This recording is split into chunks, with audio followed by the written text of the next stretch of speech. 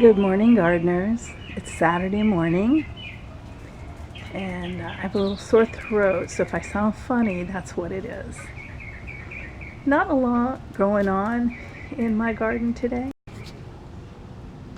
Okay, a little messy on my table. Try to ignore that. I use it for everything. Eating, potting plants, cleaning bird feeders, meditation, the whole thing. So I got 4 pots. And this is the smallest one. I like these kind of pots. I did stick a cattleya in one, and it's doing really well. Look at all its roots coming down there. And then I got a Vanda in one that I ordered from Miami, a nursery in Miami, and it came in one. So that's the first one. It's the smallest one. I don't know how many inches it is. Bigger than I thought. Next one. I love this curly little edge. It reminds me of a pie crust edge. One that your grandmother would make, you know. Like that. Pretty.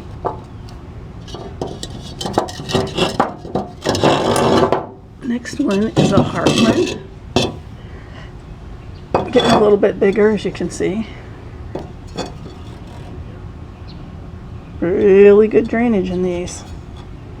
I just love the way the roots come out of them. I have a Vanda that I got has this is a smaller version of that one, and then this big one. Yes, and they all have little holes for wiring them up for hanging. Although they can also, I guess they could sit. I don't know. If something had all the roots coming out, I probably wouldn't want it to sit, but who knows. So there they are, all stacked up nice and neat, ready for repots. So I didn't take my gold digger to St. Pete Orchid Farm for a repot last weekend because I had to work. It's a very busy time of year. In fact, I know there's a big show in Tampa next weekend, Orchid and Botanical, but this chick's not going to get to go. But anyway, so I didn't get a repot, and I know another YouTuber I watch, Todd's Tropicals, says he's going to, I think, repot something that's in a overgrown box like this. So I'm kind of waiting to see how he does it.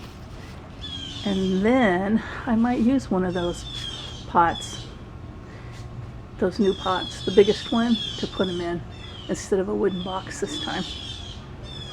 Yeah, he needs it because, I mean, he's still growing fine and everything. I mean, like, here's a new growth right here. There's one underneath somewhere. This one's new. But it just gets unsightly. You get a big chunk where the old has, you know, cut away, and you get big holes. And anyway, I think it's time. He's been in the same thing for, whew, I don't know how many years. More than 10. Because where I bought him from has been out of business like 10 years. So it's more than that. Probably, I don't know, maybe even 5 more than that. I think I'll leave these dendrobiums in their overgrown pots, or baskets, because they flower really well, so I hate to disturb them. But my goal is to get a bunch of these dendrobiums in one giant pot. For one huge big statement. What do you think? Is that kind of crazy? There's a shot of my new angraecum that I got when I knew the other one wasn't going to make it. It wasn't a healthy plant when I got it. It didn't react well to travel and to the change of environment. This one isn't a huge change in environment. Just a few miles, grown a few miles away, under a shade cloth. It's now on a screen porch. Not a huge difference. Oh, and my tomato plants that failed me last spring and summer. Look,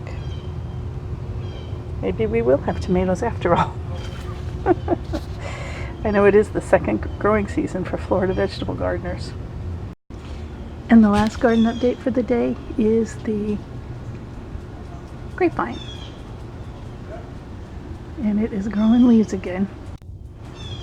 as you can see. Completely shocked by that. Thought for sure it was a goner. Now I do notice that there's quite a few leaves that look like that. So I don't know what that was, but whatever it was, isn't doing the damage that those little caterpillars did, because they ate all the leaves. So it's still pretty bare in the middle part, but I will be cutting it down in the winter, so at least for now it has some leaves to gather some energy for the winter, or for next spring or growing season, whatever. Yeah, I don't know what that is. Anyone know what that is? I don't use pesticides or insecticides. Everybody's got to make it on their own. So it could really be anything.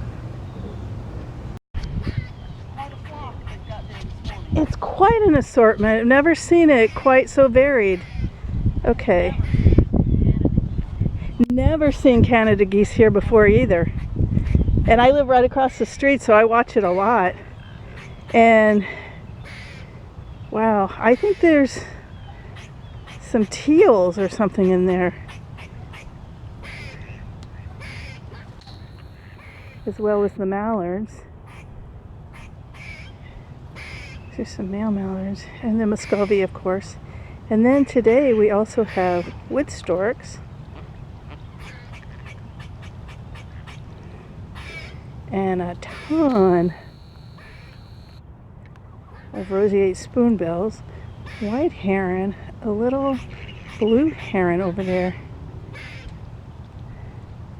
on the bank. Do you see? There's the little blue heron.